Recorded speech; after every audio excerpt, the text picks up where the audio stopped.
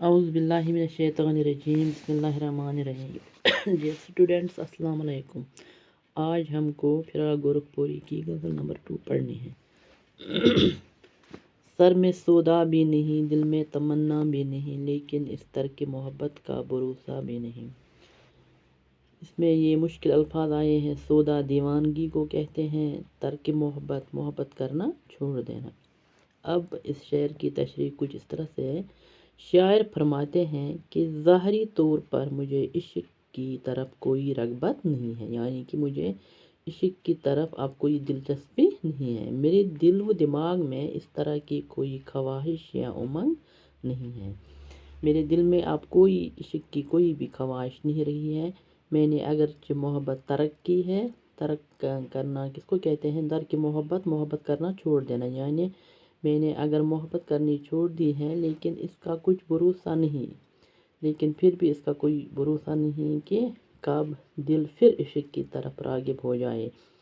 یہ دل پھر کب عشق کی طرف راغب ہو جائے۔ گویا عشق ایسا جذبہ ہے کہ اس کو قطعی طور پر ترک کرنا ممکن نہیں۔ یہ ناممکن ہے کہ ہم بالکل عشق کرنا چھوڑ دیں، اور دل میں ایسی شے ہے کہ اس کا بھروسہ نہیں ہے کہ کب پھر محبوب پر اتر جائے۔ یہ دل ایسی چیز ہے کہ یہ کسی بھی وقت محبوب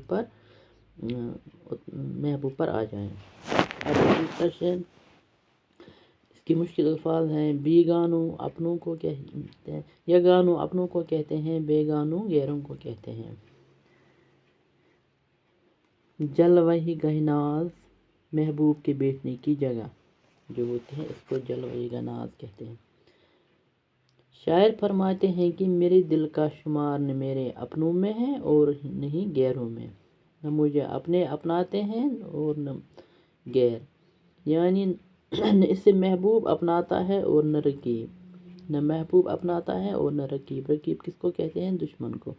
لیکن اس کے باوجود یہ دل محبوب کی جلوہ گہ ناز سے نہیں اٹھتا۔ پھر بھی یہ دل جہاں یہ محبوب جلوہ افروز ہوتا ہے اس جگہ سے نہیں اٹھتا۔ دل گویا یہ امید لیے ہوئے ہے کہ ایک نہ ایک دن محبوب مجھ پر کرم فرما ہوگا۔ دل کو یہ امید ہے کہ کسی نہ کسی دن محبوب آئے گا۔ اب تیسرا شعر، رنجش بیجا بے وجہ ناراضگی۔ شاعر محبوب سے مخاطب ہو کر فرماتے ہیں کہ مہربانی کا سلوک کرنا اور چیز ہے اور دل میں کسی کے لیے محبت ہونا اور چیز۔ دونوں جذبوں کو اکٹھا کر کے ایک نام نہیں دیا جا سکتا ہے۔ ان دونوں جذبوں کو ہم ایک ہی نام نہیں دیں گے۔ اے دوست، تمہیں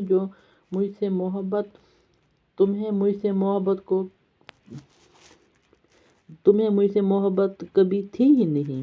ہاں، پہلے تم مجھ سے بے وجہ ناراض رہتے تھے۔ پہلے آپ مجھ سے ناراض رہتے تھے، معمولی سی باتوں پہ آپ مجھ سے ناراض ہو جاتے تھے، اور اس طرح ہم میں ایک تعلق بنا ہوا تھا۔ ہم آپس میں ہمیں ایک تعلق تھا، لیکن اب وہ تعلق بھی نہیں ہے، اب وہ تعلق بھی نہیں رہا ہے۔ اب تم مجھ سے ناراض بھی نہیں رہتے، آج آپ مجھ سے ناراض بھی نہیں رہتے ہو۔